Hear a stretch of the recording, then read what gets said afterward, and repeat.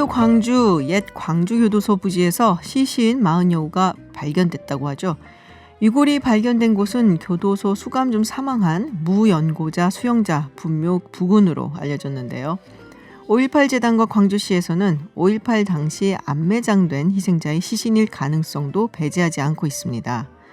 법무부가 DNA 검증을 통해 신원 확인 절차를 거친다는데 그동안 생사를 몰라 아픔이 컸던 유족들의 마음은 어떨까 싶습니다. 정말 크리스마스 선물 같은 소식이 전해지길 바라보며 김지윤의 이브닝쇼 시작합니다. 서울타임즈 시간입니다. 오마이뉴스 박정호 기자 그리고 경향신문의 박순봉 기자 나오셨습니다. 어서 오세요. 안녕하세요. 안녕하세요. 네, 제가 이렇게 실검을 잘 안 보는 편인데 오늘은 이렇게 유난히 눈에 띄더라고요. 셀럽입니다. 이재용 패딩 실검에 올랐는데 검색해 보셨어요? 저도 한번 눌러봤는데요. 네. 빨간색 패딩이 나오더라고요. 네네. 그래서 저도 정보를 찾아보니까 극지방에서 입는 영하 30도 이하일 때 입게 되는 그런 옷이라고 하던데 그래서 뭐 눈에 띄니까 네. 괜찮네라는 생각도 좀 들었어요. 사실은 옷만 보고. 근데 가격을 보니까 비싸더라고요. 비싸죠. 그래서 뭐 제 생일이 얼마 안 남아서 와이프한테 좀 얘기 좀 해볼까 했는데 가격을 보고 그런 대담한 행사인가? 가격 보고 마음은 접었습니다. 마음 접었고 또 한편으로는 이런 생각도 했어요. 삼성 서비스 노조와의 사건 그 재판 결과 나왔는데 물론 검찰에서 기소 안 했습니다. 이재용 부회장이 기소 안 했지만 거기에 관련된 재벌 총수 일가로서 어떤 입장인지 사진을 찍는 대신 그 현장에서 이걸 물어봤어야 되지 않나. 저는 기자로서 그런 생각도 들더라고요. 예. 발휘를 하고 그 패딩이 그 상표가 네. 좀 유명한 상표예요. 전 처음 봤어요. 아, 그러세요? 네. 저는 사실 그 클라이밍이라고 그러죠. 암벽 등반 이걸 하거든요. 예, 그래갖고 이제 등반복이나 이런 걸 좀 아는 편인데 네. 등반복계 샤넬이라 불리는. 진짜 명품이구나. 네, 명품 중에 하나예요. 좀 비싼 그런 상표고 머리에는 또 이렇게 보스턴 레드삭스 모자를 썼더라고요. 백팩도 메고 있더라고요. 네. 좀 이례적인 모습인 것 같긴 했었어요. 네, 그래서 마스크를 썼는데도 어떻게 알아봤을까 싶기도 하고 처음부터 알고 쫓아간 건지 그래서 뭐 좀 궁금하긴 했는데 오늘 하루 종일 하여튼 조금 화제였던 사진이었습니다. 뭐 머리 식히러 갔다는 얘기가 있어요. 아무래도 좀 여러 가지 복잡하니까. 네, 방금 뭐 박정호 기자님 얘기하셨듯이 지금 삼성의 일이 너무너무 많거든요. 그러니까 특히 최근에 이 2012년에 만들어졌던 노조 와해 전략 문건이 최근에 판결이 나왔는데 그렇죠. 뭐 엄청났었습니다. 32명을 기소했는데 26명에게 유죄 판결이 나왔고 특히 이상훈 삼성전자 이사회 의장, 그 삼성의 2인자로 불리는데 이 징역 1년 6월 받고 법정 구속이 됐어요. 네. 게다가 강경훈 삼전 부사장도 마찬가지 상황이고요. 그리고 뭐 앞서서 국정농단 이런 사건들도 있었잖아요. 거기에도 연루가 돼 있었는데 그게 또 내년 초에 4차 파기환송심 공판이 또 있습니다.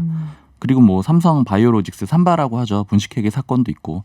그래서 이런 상황에서 그 스웨덴 최대 기업인 발렌베리 그룹의 마르쿠스 발렌베리 이 회장을 만나러 간 건데요.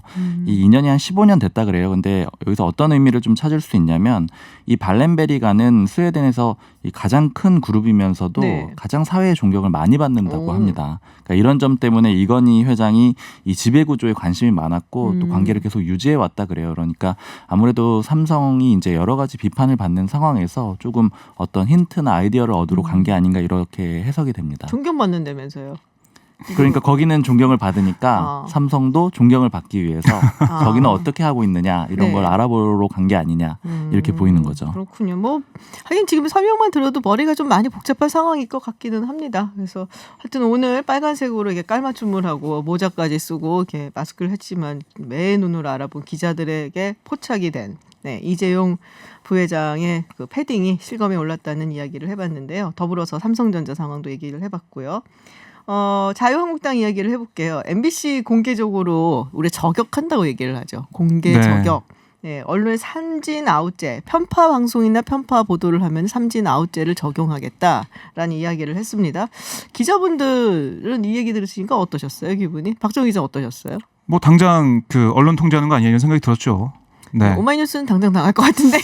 저희도 뭐 위험한 그런 언론사 중에 하나가 아니지 않을까 생각이 드는데요. 의외로 뭐 한겨레, 경향, 오마이뉴스를 직접 타격하지 않는 경우도 많아요. 아, 그래요? 네, 오히려 좀 뭐 이렇게 명확하다라고 생각을 해서 방송사 그러니까 좀 흔들릴 수 있다라고 생각하는 지점들을 좀 공격하는 경우도 있습니다. 좀 분발해 주세요. 저격도 나가고 그래야지. 그러니까 예전에도 그렇고 공영방송이라고 네. 불리는 그 방송사들을 향한 그런 지적 비판이 있었습니다. 네네. 옛날 참여정부 시절에도 있었고 지금도 이렇게 있는 건데요.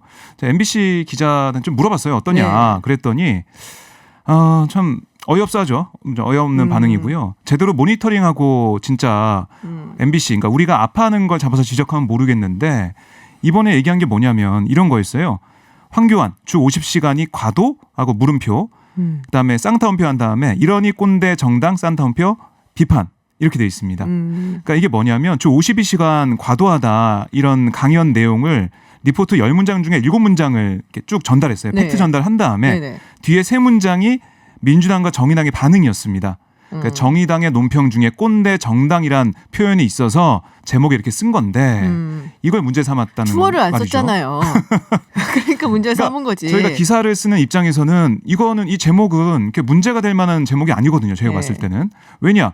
황교안 대표의 주장이 들어가 있고 또 다른 당의 입장도 제목에 녹인 거예요. 이걸 주어를 안 썼다니까 글쎄. 아니 이걸 가지고 문제 삼으면 우리 주어에 민감하잖아. 정치 기사에 쓸 게 없습니다. 네. 그러니까 사실 이런 일이 저는 좀 들었던 생각이 예전에도 많았어요. 그러니까 네. 언제부터 그랬냐면 국정농단 사태 이후에 한국당이 약간의 뭐 편파적으로 보도를 한다 언론사들이 이런 생각을 갖게 된 것 같아요. 그때 그 임명진 비대위원장 때도 네네. 아주 대규모로 걸었거든요. 그래서 제가 알기로는 모 방송사의 기자는 이 제왕적 리더십이라고 썼다가 네네. 그 모욕죄로 아예 형사 고소를 당했어요. 그래서 뭐 영등포 경찰서에 막 불려다니고 이랬던 기억도 있는데 아무튼 그렇게 대대적으로 걸어놓고 어떻게 됐었냐면 나중에는 홍준표 대표 체계로 넘어가면서 일종의 이렇게 시혜를 베풀듯이 한 번에 다 없애줘요. 그러니까 끝까지 가지 않더라고요. 네네. 홍준표 대표 때도 또 다시 근데 또 고소고발 이런 것들이 이루어졌는데 끝까지 가진 않아요. 그래서 제가 봤을 때는 이렇게 나서는 건 또 이렇게 대대적으로 또 알리고 시작을 하잖아요. 네. 그러니까 총선 전에 좀 언론사들이 자신들에게 너무 불리한 보도를 하지 않게 하기 위해서 약간은 기선제압 뭐 이런 네, 용이다. 그런 거에 가까운 걸로 보여요. 그러니까 그렇구나. 검열해라. 자기 검열해라. 뭐 이런 얘기죠. 경고죠. 그러니까 저는 이걸 봤을 때 공당이잖아요. 한국당이. 공당이 이렇게 나오는 게 맞느냐 이런 생각이 좀 들었어요. 저는. 근데 뭐 법정까지 가면은 뭐 가지도 않을 가능성이 많지만 사실은 뭐 크게 뭐 피해가 갈 것 같지는 않은데 모르겠어요. 미국 같은 경우는 이게 굉장히 언론의 자유가 굉장히 많이 보장이 되거든요. 그러니까 정말 악의적인 의도를 가지고 쓰지 않았다면은 상관이 없는 틀린 정보를 썼더라도. 근데 이 악의적인 의도가 있었느냐 없었느냐는 뭐 본인만 알지 누가 알겠어요. 저희도 네. 그렇게 막 지거나 그런 경우가 네네. 많지는 않은데 이 문제는 되게 힘들어요. 그러니까 그 맞아요. 과정이. 그러니까 지치게 만드는 거죠. 진이 출석도 빠지고. 많이 해야 되고 또 네. 서류를 많이 준비해야 되고 맞아요. 이러니까 좀 모든 자기 법적으로 검열을- 가면 힘든 건 사실이에요. 네. 맞아요. 네. 그러니까 이게 출입 금지하겠다는 거잖아요. 결국 뭐 언론중재나 방통위 제소가 되고 검찰 고발 등을 할 텐데 1차, 2차 사정 연구한 다음에 또 그런 일이 있으면 자기들이 모니터링 한 다음에 한다는 건데요. 근데 이거는 언론 통제를 하겠다는 거고 또 4시간 후인가요? 4시간 전인가요? 보수 유튜버들 네네. 국회 출입 좀 잘 하게 해달라 이렇게 유인태 사무총장한테 항의하는 그런 일이 또 있었습니다. 그러니까 보수 유튜버들은 어떻게 보면은 좀 긍정적인 그런 기사나 보도를 좀 하니까 본인들에 대해서 왜 이걸 막냐 이렇게 항의한 거잖아요. 그러니까 이중잣대가 아니냐 이런 비판도 나오고 있습니다. 뭐 총선 모드로 들어갔다라고 생각이 좀 들고요. 근데 그러고서 생각을 해보니까 어제였던가요? 비례한국당 이야기를 하면서 농담 아니었냐 그랬는데 제가 곰곰이 좀 생각해봤거든요. 방송 끝나고. 네. 그리고 든 생각이 야 기발한데? 음. 생각을 해보니까 비례한국당으로 정말 나와갖고 우리는 정말 말도 안 돼요 뭐 이렇게 생각을 했지만 나온다면은 상당한 의석을 가지고 갈 수가 있겠다는 생각이 들더라고요. 네, 그래서 누가 이 아이디어를 냈을까? 그래서 많이들 뭐 비난을 하겠지만 한국당 입장에서는 사실은 상당히 좋은 아이디어일 수가 있겠다라는 생각이 확 들었어요. 네, 그게 사실은 또 계속해서 나왔던 아이디어이긴 해요. 근데 이거를 공표를 하느냐 못 하느냐 네네. 그런 문제였고 제가 취재를 하면서 보기에는 공표를 하게 된 거는 사실 민주당이 이걸 계속 걱정을 했거든요. 그러니까 어떤 그래요? 과정에서 걱정을 했냐면 지금 민주당 그러니까 4+1 협의체가 약간 상태가 좋지 않잖아요. 네네. 서로 공조가 좀 깨져 있잖아요. 근데 민주당이 정의당하고 계속 이견이 있을 때 어떤 얘기를 했냐면 만약에 한국당이 비례한국당이나 위성정당 만들어가지고 일당되고 국회의장 뺏기면 책임질 수 있느냐 이런 식으로 정의당을 좀 압박을 했어요. 그게 농담이 아니겠더라고요. 보니까 만약에 비례한국당이 갖고는 지금 뭐 자유한국당 지지율이 그래도 뭐 20에서 30% 정도 나온다고 보는데 네. 그러면은 사실은 이제 자유한국당이 뭐 지금 현재 선거 제도에서는 지역구 의석수를 가져갈 그 다음에 가져갈 수 있는 비례대표 의석이 별로 없어 보이지만 따로 나간다면은 거기서만 한 20-30% 가져간다. 네. 그러면은 꽤 많은 의석을 가져갈 수 있겠다 싶더라고요. 예, 맞습니다. 그리고 또 이게 이 민주당이 상대적으로 불리하다라고 판단을 할 수밖에 없는 네. 게 서로 같이 비례정당을 만들기가 좀 어려워요. 그러니까 글쎄 예를 뭐 들면 명분이 좀 그렇잖아요. 명분의 문제도 있는데 사실 저는 뭐 막상 선거에 들어가면 명분은 다 버리고 아마 뭐 실이득을 챙기겠지만 문제는 이 보통 민주당하고 정의당이 겹쳐 있잖아요. 지지층이. 그러니까 기존의 그 투표하는 방식을 보자면 민주당 지역에서 뽑아주고 정의당을 비례 그러니까 정당 그렇죠. 투표해주는 네, 경우가 그렇게 많았어요. 많이 그러니까 경쟁력이 떨어진다라는 거예요. 한국당은 하나의 정당만 내세우게 될 텐데 민주당은 정의당까지 있으니까 그러니까 이런 것들을 계산해 봤을 때 그렇게 되면 한국당에 우리가 일당을 내줄 수 있다 이런 걱정을 하고 있는 거죠. 그렇군요. 이 선거법 개정안이 쉽지가 않겠어요. 이 민주당 측에서도. 그래서 다른 야당도 조금 견제하고 있습니다. 바른미래당 손학규 대표 오늘도 좀 말을 세게 했어요. 그 비례대표 30석 연동형 캡 씌우는 것을 우리가 양보하지 않았냐. 민주당이 이 안으로 못하겠다고 하면 나라가 X판이 된다. 뭐 이 정도로 세게 말을 하면서 민주당을 향해서 계속해서 압박을 하고 있고 심상정 대표도 연내 이걸 다 처리해야 된다 뭐 얘기를 하고 있습니다. 그럼 비례한국당에 대해서 꼼수다라고 주장도 하고 있는데 문제는 이게 선거법 합의가 계속 안 되고 있고 연내 처리가 안 되고 이렇게 흐지부지 된다면 한국당 입장에서는 그냥 쾌재를 부르는 상황이 되고요.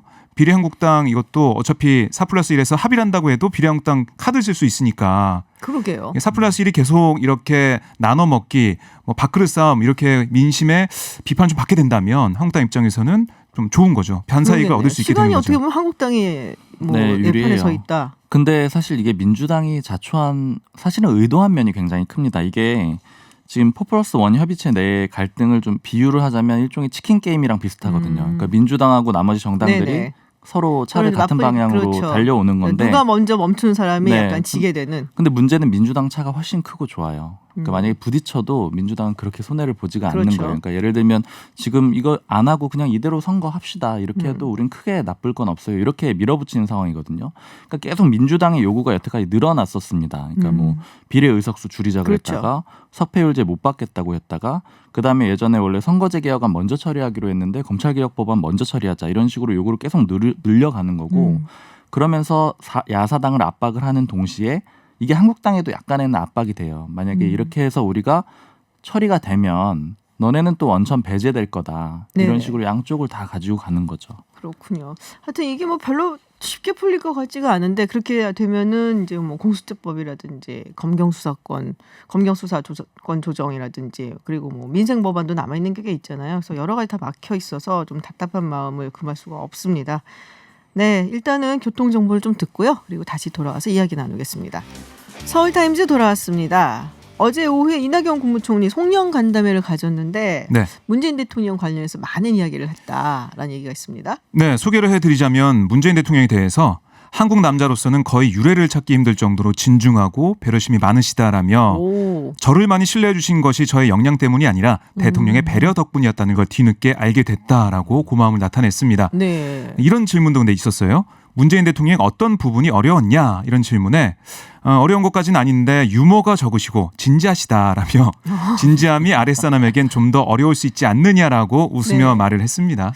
하긴 뭐 이낙연 총리는 유머가 좀 있으시고 네, 진지하긴 마찬가지지만은 네. 그렇군요. 다 칭찬이네요. 그렇죠. 네. 뭐 어려운 점도 물어봤는데 칭찬이었죠. 네.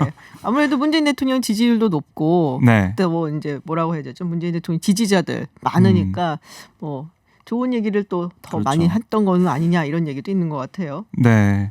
그러니까 사실 이낙연 총리가 2003년 그 민주당 분당 사태, 네. 열린우리당은 분당될 때 그때 열린우리당 안 가요. 안 가고 민주당을 네. 지켰죠. 그래서 그때 한 인터뷰인가 제가 기억이 나는 게 아니 왜 탈당 안 하고 민주당이 있습니까? 그랬더니 아니 민주당으로 들어와서 민주당이 있는데 그게 잘못된 건가요? 뭐 이렇게 얘기했던 그 맞아요. 기억도 좀 나고 있는데 그러니까 이게 나중에 어떤 요인이 될까 이걸 좀 생각을 한다는 생각이 좀 들어요. 왜냐? 그러니까 친문이 아니고 네. 그러니까 열린우리당 때 같이 정치를 했던 사람이 아니기 때문에 지금 친문 정치인들이 민주당의 주력 세력인데 나중에 이 부분들이 이낙연 총리한테 어떤 요인이 될까? 그래서 문재인 대통령과 좀 스킨십을 유지하고 좋은 얘기를 하고 나도 친문이야 뭐 이렇게 얘기하는 게 아닌가 이런 느낌이 들더라고요. 그렇군요. 근데 사실 이제 제일 궁금한 거는 이제 내년 4월 총선에 네. 어디로 나올 것인가? 종로로 나올까? 종로로 갈까요? 뭐 광진도 있습니다만 네. 어떤가요? 얘기가 뭐 좀 있었나요? 네, 역시 뭐 기자들이 질문을 했는데요. 네. 그런데 이제 화법을 다들 아시겠지만 구체적으로 당연히 얘기 얘기를 안 하지 하시죠? 않았습니다. 기자 출신입니다. 네. 21년 기자했던 분이십니다. 아주 뭐 이렇게 얘기를 하셨어요. 정당 뜻에 따르겠다. 그냥 뭐 구체적으로 언급을 안 했는데 뭐 어쨌든 예상을 해볼 수가 있는 거는요. 비례대표 후보로 들어가서 이 선대위원장을 맡는 거 이게 첫 번째 아니고요. 또 하나는 이제 많이 거론이 되는 두 번째는 지역구 출마인데 서울 종로 가능성도 그렇죠. 있습니다. 이 지금 대선 지지율이 1위잖아요. 그래서 뭐 아무 지역구나 사실 나가기는 좀 그렇고 상징성이 있는 지역으로 나가야 돼요. 근데 만약에 이제 이렇게 되면은 지금 정세균 차기 총리 후보자죠. 이 총리가 서로 배턴 터치를 하는 그런 모습이 되고요. 그다음에 한국당에서도 황교안 대표가 종로를 나가야 된다 이런 식으로 의견들이 나오고 있거든요. 이제 물론 황 대표가 받을 가능성은 높지가 않아요. 근데 어쨌든 성사가 된다 그러면 빅매치. 뭐 보통 빅매치가 아니고 전현직 총리 간의 대결도 되고 또 대권 1, 2위 후보의 대결로 사실은 뭐 예비 대선이 됩니다. 네. 근데 이게 너무 리스크가 크기 때문에 그쵸. 받기가 어려워요. 양쪽한테 다 리스크가 네, 크죠. 이렇게 네. 미리 해가지고 져버리면은 서로 한 명이 후보를 잃어버리게 되는 거의 꼴이잖아요. 데스매치 수준인데 이렇게 네, 되면은. 그렇죠. 네. 근데 이낙연 총리는 종로에 나갈 이유는 있는 것 같아요. 네. 왜냐하면 정세균 지금 뭐 후보자랑 경쟁 관계라고 제가 말씀드렸잖아요. 그렇죠. 그렇기 때문에 종로에서 거물급을 상대로 이기면서 국회로 들어와서 상징적인 그런 모습을 보여줘야 승리에서 내려와서도 지지율에 좀 큰 타격이 없지 않을까 이런 생각이 들고요.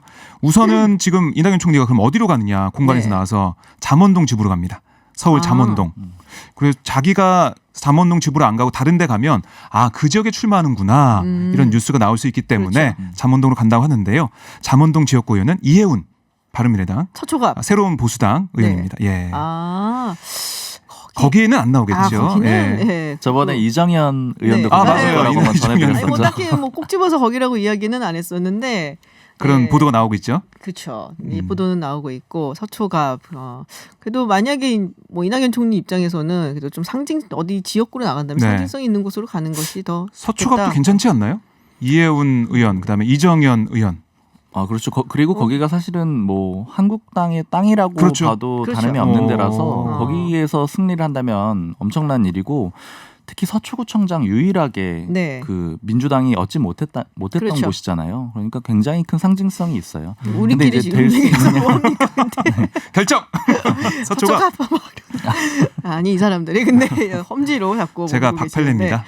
틀릴 맞아요. 거예요. 네. 네. 지금 속보 들어온 게 있어서 먼저 좀 알려드리겠습니다. 일본 경제산업성이 지난 7월 한국에 대한 3가지 핵심 소재에 대한 수출 규제를 발표를 했었죠. 그 이후로 이제 처음으로 반도체 소재인 포토레지스트에 대한 규제 일부 해제했다는 소식 들어와 있습니다. 문희상 의장의 안 일제 강제징용 문제 해법으로 제시가 됐었는데 이것에 대한 반발이 꽤 컸어요. 나오고 난 다음에 이게 이제 소위 말하는 한일 기업 그리고 네. 플러스 국민들의 자발적인 성금으로 해서 이거를 강제징용 피해자들한테 주겠다라는 것이었는데 좀 반발이 컸어요. 그리고 여기에는 일본 정부 사과도 들어가 있지 않고 뭐 인정도 그렇습니다. 들어가지 네. 않고 그럼 도대체 이것이 무엇이냐 해서 별로 반응이 좋지가 않았습니다. 네. 네. 청와대가 일단 해결 방안은 아니다라고 선을 긋고 나섰는데, 네. 그러니까 다음 주에 이 한일 정상회담 있지 않습니까? 관련된 브리핑이 네. 있었어요. 거기에서 이 얘기도 나왔는데 청와대 입장은 가장 중요한 건 뭐냐? 2018년 10월 대법원 판결이 존중돼야 한다. 이게 원칙이라는 거예요. 그럼 대법원 판결은 뭐냐? 일제 강제징용 피해자 4명이 신일본 제철을 상대로 낸 손해배상 청구 소송 제3고심 이거였는데 피해자들에게 1억 원씩을 배상하라. 이렇게 판결했습니다. 네. 일본 기업이 배상하는 거예요. 일본이가 잘못했다는 얘기를 하고 배상하는 거죠. 이게 돼야 되는데 문희상 의장이 제시한 1+1+알파 이거는 그게 아니라는 겁니다. 플러스 알파도 상당히 조금 껄쩍지근한 국민 성금으로 한다는 네. 게 말이 안 되지 않냐 이런 비판이 나오고 있고 그러니까 피해자들도 받아들이지 않는다는 거예요. 이게 제일 중요하다는 겁니다. 제일 또. 중요하죠. 네. 위안부 이슈 때에도 똑같은 경험했지 않냐. 확정 판결을 받은 피해자분들이 그 안에 대해 거부하고 사법 절차를 강행하면 문제가 해결이 안 된다라고 청와대 관계자는 덧붙였습니다. 알겠습니다. 일단은 반응이 좀 안 좋고 그리고 별로 동의하지 않는다는 입장을 네. 청와대에서도 내놨습니다. 시간이 별로 없는데 이거 짧게 짚고 넘어가겠습니다. 인동호 전 최고위원 이야기를 어제도 잠시 했는데 어떤 사람인지 잘 모르거든요. 굉장히 네. 좀 생소한 이름이기도 하고. 근데 지금 보니까 김경수 경남지사 그리고 임종석 비서실장 전 비서실장하고도 뭐 친구처럼 막역하게 지내는 사이인 것 같아요. 근데 어떤 사람인가요, 도대체? 네. 이게 좀 잘 모를 수밖에 네. 없었던 거는 뭐 국회의원이 되거나 단체장이 된 적이 없어서 그래요. 근데 네. 그렇지만 2002년부터 민주당계에서 아주 잔뼈가 굵은 인물입니다. 뭐 특히 2002년부터 시작을 했고 노무현 전 대통령이랑 정치 활동을 같이 했어요. 청년 특보 같은 것들을 했고요. 그래서 이 친문 인사들을 넘어서 친노 인사들하고 친하다 이렇게 이해를 하실 수 있습니다. 그렇군요. 지금 뭐 조사를 전후로 이제 이야기가 조금씩 달라지기 네. 때문에 좀 더 지켜봐야 될 것 같기는 합니다. 이제 지금 뭐 압수수색까지 검찰이 이 관련해서 하명수사 관련해서 서울중앙지검이 기획재정부 그리고 KDI라고 우리가 보통 얘기를 하죠. 네. 한국개발연구원도 압수수색을 했고 그래서 굉장히 좀 빠르게 진행이 좀 되고 있는 것 같습니다. 네, 마쳐야 될 시간이 다 왔어요. 아쉽네요. 왜 이렇게 아쉽죠? 오늘 유독 네. 짧죠? 오늘 우리가 잡담을 좀 많이 한 것 같아요. 네. 죄송합니다. 네, 다음 주에 다시 뵙기로 하고 네. 지금까지 경향신문 박순봉 기자 그리고 오마이뉴스 박정호 기자였습니다. 고맙습니다. 네, 고맙습니다. 감사합니다. 네, 외신 뉴스 알아보는 서울타임즈 시간 전주현 캐스터와 함께합니다. 어서 오세요. 네, 안녕하세요. 한일 정상회담 24일 열린다고 청와대 공식 발표를 했고 네, 그에 그렇습니다. 맞춰서 지금 속보가 하나 들어와 있어요. 일본 네. 경산성에서 나온 속보인데 네, 7월에 규제에 들어갔었던 세 가지 네. 소재 중에서 하나를 뭐 규제를 좀 완화한다라는 이야기가 났습니다. 일부 해제인데요. 포토 레지스트에 대한 수출 심사와 승인 방식을 기존의 개별 허가에서 특정 포괄 허가로 바꾼다고 밝혔습니다. 이게 뭐냐면요. 특정 포괄 허가는 일정 정도의 요건을 충족한 일본 수출 기업이 계속 거래를 하고 있는 동일한 그런 거래 상대방에게 수출을 할 경우에 일본 정부가 포괄적으로 수출 허가를 승인해 주는 제도인데요. 네. 그러니까 개별 허가에 비해서는 수입할 때 번거로움이 조금 줄어든다고 합니다.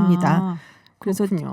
그래서 일본산 수입 의존 비중이 지난해 금액 기준으로 88%에 이르기 때문에 이렇게 조금이라도 완화되면 조금 도움이 되지 않을까 싶긴 합니다. 우리 기업도 도움이 되고 일본 기업도 네, 도움이 되겠네요. 그렇습니다. 그렇게 되면은. 물론이죠. 네. 그러니까 이게 이제 지금 뭐 나오는 얘기처럼 정상회담이 있고 그러면서 조금씩 풀려가지 않겠냐라는 이야기와 좀 맞물려 돌아가는 것이 아닌가라는 생각이 듭니다. 이게 이제 아베 총리가 먼저 새치기 발표를 하는 바람에 이거 치사하게 먼저 발표를 하냐 그랬었잖아요. 네네, 그렇죠. 근데 청와대에서도 오늘 이제 공식 발표를 했습니다. 그렇습니다. 24일에 24일 한일 오후입니다. 정상회담 네, 열린다고요. 24일 오전에는 한중일 정상회의가 네. 열리거든요. 그걸 마치고 24일 오후에 아베 총리랑 회담을 하게 되는데 작년 9월에 미국 뉴욕 유엔 총회 계기에 이어서 15개월 만에 한일 정상회담입니다. 그래서 뭐 수출 규제 문제도 다뤄질 것 같고 지소미아 종료 같은 양국 관계 현안에 대해서 집중적으로 논의가 이루어질 것으로 예상이 되고 있습니다. 일단 문재인 대통령이 23일에 방중길에 오르거든요. 네. 그래서 23일 오전에 베이징에 먼저 들러서 시진핑 중국 국가주석과 정상회담을 가지게 됩니다. 지금 북미 간 긴장감이 고조되고 있는 상황이니까 문 대통령이 시 주석에게 북한을 대화의장으로 나오는데 좀 도움을 달라 이렇게 네네. 우회 설득에 나설 것인가 이게 관심을 모으고 있다고 합니다. 그렇군요. 뭐 여러 가지 일들이 많았는데 올해 뭐 네. 정상회담을 계기로 해서 조금 잘 되는 일이 이제 내년에는 계기가 됐으면 좋겠다라는 생각이 좀 듭니다. 아무래도 기업들이 또 네. 사업하는데 좀 너무 도움이 어려움이 좀 많았죠. 돼야지, 네, 도움이 네. 좀 돼야지 내년 경제도 잘 돌아갈 것이고. 훈훈한 연말로 좀 마무리를 하고 그러게요. 넘어갔으면 좋겠네요. 24일인데 네네. 더군다나 네. 날짜 좋은데요. 그렇네요. 24일. 네, 러시아 소식이 들어와 있습니다. 푸틴 대통령이 또 하겠다고. 이게 언제부터인가요? 1990년 99년입니다. 99년부터인가요? 네, 지금 굉장히 오래 가고 20년, 있죠. 20년. 19일에 연례 연말 기자회견을 열었는데 대통령 임기를 제한하는 조항을 포함해서 네. 헌법 개정 가능성을 열어두고 있다 이런 얘기를 한 거예요. 99년 이후에 대통령과 국무총리로 20년 동안 장기 집권을 이어오고 있잖아요. 그렇죠. 근데 그동안 뭐 레임덕이라든가 불안정한 후계 구도를 의식해서 임기와 관련된 계획을 절대 얘기하지 않았었습니다. 그래서 이날도 향후 계획에 대해서 어떨 것이다 이렇게 직접적인 질문들은 좀 피해가면서 임기를 제한한 러시아 헌법 얘기만 언급하고 지나간 거거든요. 네네. 지금 러시아 헌법이 대통령의 3연임을 금지하고 있습니다. 그래서 2024년에 임기가 일단 끝나면 바로 또 나설 수가 없는 거예요. 3연임에 도전을 할 수가 없어요. 그래서 예전에 총리하고선 다시 돌아왔잖아요. 그렇습니다. 메드베데프 대통령을 내세웠다가 네. 지금 다시 총리로 갖고 이렇게 둘이 자리를 이렇게 왔다리 갔다 하면서 이렇게 바꾸면서 그렇게 바꿔가면서, 됐잖아요. 네. 3월에 선거에서 이제 재선에서 승리했기 때문에 2024년까지 임기가 보장이 돼 있는 건데 이게 이제 논란이 되니까 기자회견을 한 다음에 국영 TV랑 또 인터뷰를 했어요. 그래서 헌법 개정 얘기가 나오니까 기자들의 질문에 답했을 뿐이지 내 쪽에서 준비한 게 아니다. 뭐 이런 답을 했대요. 그리고 러시아 의회의 권한을 확대하겠다는 생각에 열려 있다. 뭐 또 이렇게 얘기를 해서 도대체 생각하고 있네. 하고 있네. 무슨 얘기를 한 건가 약간 또 예측하기를 어렵게 만드는 모호한 그런 전략을 또 택했다고 근데 합니다. 또 러시아에서는 푸틴 대통령 인기가 꽤 많대요. 많은데 최근에 많이 떨어졌거든요. 연금 개혁 문제 때문에 거기도 지금 거기도 연금 개혁 네, 때문에. 네. 그래서 지금 문제가 돈 문제가 많거든요. 민감해요. 네. 그렇군요. 연금 시기를 늦췄는데 러시아 국민의 평균 수명보다 그게 더 늦답니다. 연금을 수령할 수 있는 나이가. 수령을 못하게. 네. 그러니까 지금 국민들이 그럼 어떻게 하라는 거냐 하면서 굉장히 많이 반발을 하고 있거든요. 아유, 죽을 때까지 일하라는 거예요. 그러니까 좀 바로 그 표현을 지금 러시아 국민들이 러시아 쓰고 국민들이 있습니다. 쓰고 네, 있군요. 네. 옛날 푸틴 대통령 뭐 지지율이 80%막 이랬었는데 견고한 정말 콘크리트 그러게 말이에요. 지지율이었는데 요즘 많이 내려왔습니다. 좀 급해졌나 봅니다. 네. 스코틀랜드 이야기를 좀 해보겠습니다. 이 얘기 나올 거라고 분명히 생각들은 했었어요. 네. 스코틀랜드 자치정부가 영국에서부터 분리독립 다시 네. 한번 투표를 생각한다. 이게 이제 브렉시트 얘기 때문에 이제 그렇게 나오는 것이죠. 이번에 보수당이 이제 총선에서 압승을 거뒀기 때문에 이제 스코틀랜드 분리 독립과 유럽연합 잔류를 주장하고 있는 스코틀랜드 자치정부 수반인 스터전 스코틀랜드 국민당 대표가 제2의 국민 투표를 요구하는 의견이 매일 커지고 있다라면서 분리 독립 국민 투표를 하게 해달라. 이걸 지금 중앙 마지막에 했던 게 2014년이었어요. 그렇습니다. 그때는 독립이 반대가 55.3, 네. 찬성이 44.7이어서 불결이 됐거든요. 근데 지금 스코틀랜드 분리 독립을 주장해온 정당이 이번에 치러진 총선에서 스코틀랜드 지역 의석이 59석인데 48석을 가져갔습니다. 네. 압승을 거뒀거든요. 그래서 지금 두 번째 국민투표를 추진하자는 안에 힘이 좀 실리고 있는데 만약에 그냥 단독으로 주민투표를 해서 독립하자라는 의견이 나온다고 해도 중앙정부가 승인하지 않으면 법적인 효력은 없습니다. 보리스 존슨 총리는 이미 말도 안 되는 소리 하지 말라고 그렇습니다. 이미 2014년에 했는데 안 됐지 않냐 네, 뭐 네. 이렇게 반응을 보이고 있는데 근데 문제는 그때 주민투표가 2016년에 시행된 브렉시트 투표에 앞서서 치러졌거든요. 그렇죠. 그래서 네. 이제 한 세대 동안 이 결정을 지키자 이렇게 그때 결론이 내려졌는데 아니 2년 뒤에 지금 다른 얘기가 나오지 않았느냐. 그래서 지금 반발이 또 나올 수 이 있다. 스코틀랜드에 이제 북해 유전이 있잖아요. 네, 그 위쪽으로 거기에 유전이 상당히 많았는데 네. 영국이 많이 팠어요. 그래서 좀 상했군요. 네. 좀 많이 없어졌어요. 네네. 근데 사실 거기가 굉장히 이제 돈이 좀 된다라고 스코틀랜드 사람들이 생각하는데 2014년에 그 당시에 분리독립 운동을 네. 하고 투표하고 이럴 때 그거 파봤자 얼마 안 남았다. 이제 나가면 망한다. 이런 네네. 식으로 얘기를 많이 했거든요. 네네. 근데 스코틀랜드 입장에서는 이게 우리 건데 영국이 그 중앙정부에 다 파가갖고 팔아버리는 바람에 그렇죠. 우리는 망한 거다. 네. 그리고 지금 요즘같이 또 뭐 기후변화 얘기 나오고 환경 문제 얘기 나오고 하니까 네. 이제 이거를 더 이상 영국 중앙정부에 맡겨놓으면 안 되겠다라는 얘기들을 또 이제 많이 나오고 있고. 네. 근데 이 스코틀랜드가 만약에 근데 그렇다고 해서 분리 독립하고서는 뭐 주민투표를 하고 진짜 그런 운동이 세게 일어난다면은 사실은 조금 안 좋은 게 유럽에 그런 데 많잖아요. 많죠. 카탈루냐가 지금도 네. 지금 지금도 들썩들썩 지금 하고 그러고 있어요. 있고, 예. 벨기에에서 독립을 원하는 지방이 플랑드르가 있고요. 네. 이탈리아 북부 밀라노를 중심으로 한 이탈리아 북부도 지금 같은 조건에서 그럼 우리도 나가겠습니다. 그렇죠. 이렇게 얘기할 가능성이 그럼 크거든요. 플랑드르 같은 데는 이제 우리가 플란더스 얘기 얘기를 많이 네, 하잖아요. 근데 플랑드르, 그러니까 벨기에 같은 경우에는 불어권하고 네덜란드권이 있어요. 네네. 그래서 이 플랑드르는 네덜란드권, 그리고 프랑스권은 왈로니아라고 있거든요. 그래서 우리가 플란더스의 개가 바로 이 플랑드르 지방이에요. 네네. 나오는 파트라슈 나오는 거기가. 근데 잘 살아요. 그렇죠. 예전에는 여기도. 왈로니아가 잘 살았는데 네. 지금은 플랑드르가 훨씬 잘 살아요. 그러니까요. 그러니까는 이 사람들 입장에서는 언어도 다르고 민족도 다른데 우리가 네. 잘 살아갖고 세금 많이 걷어갖고 네. 저기 못 사는 언어도 다르고 민족도 다른 왈로니아 지방을 도와주냐? 그러니까요. 라는 얘기가 나오는 거고 똑같이 이제 이탈리아 북부도 이 레가노울드라고 그 당이 있어요. 네. 이탈리아 북부의 독립을 이야기하는 거기도 이제 되게 잘 살아요. 롬바르디아 이쪽 지역인데. 그러니까 마찬가지로 야 우리는 되게 잘 사는데 우리가 번 돈 갖고 세금 뜯어 갖고선 저 못 사는 남부 쪽에 네. 또 좀 굉장히 결이 다르거든요. 뭐 시칠리아라든지 뭐 그 밑에 내려가 나폴리라든지 네. 이런 데 도와주고 있냐 싫다. 그것도 싫고. 네. 그래서 그런 것 때문에 지금 네. 막 얘기를 하는 거여서 결국에는 돈 문제다. 그런 얘기를 카탈로니아도 지금 카탈로니아도 마찬가지예요. 중심지거든요. 네. 네. 뭐 부의 중심지라서 그런 이제 문제가 사실 있는 거죠. 네. 네. 돈 문제가 나와서 하는 말인데 올해 가장 돈을 많이 번 유튜버가 나왔어요. 네. 8살 남자 어린이. 그렇습니다. 라이언 카지, 본명이 라이언 관이라는 소년인데요. 우리 돈으로 303억 원, 2,600만 달러의 수입을 올렸답니다. 작년에도 1등이었대요. 대단한데요. 작년보다 더 벌었어요. 장난감을 소개하는 채널을 운영하고 있거든요. 구독자가 2,290만 명이라고 합니다.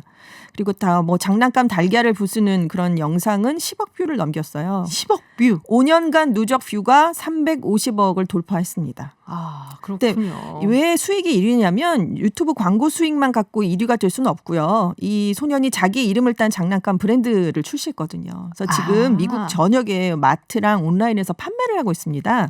그리고 의류, 칫솔 같은 다양한 생활용품도 팔고 그래서 여기에서 나온 수익까지 함께 포함을 했기 때문에 1위로 집계가 됐어요. 사업체를 운영을 하고 있는 거군요. 그렇습니다.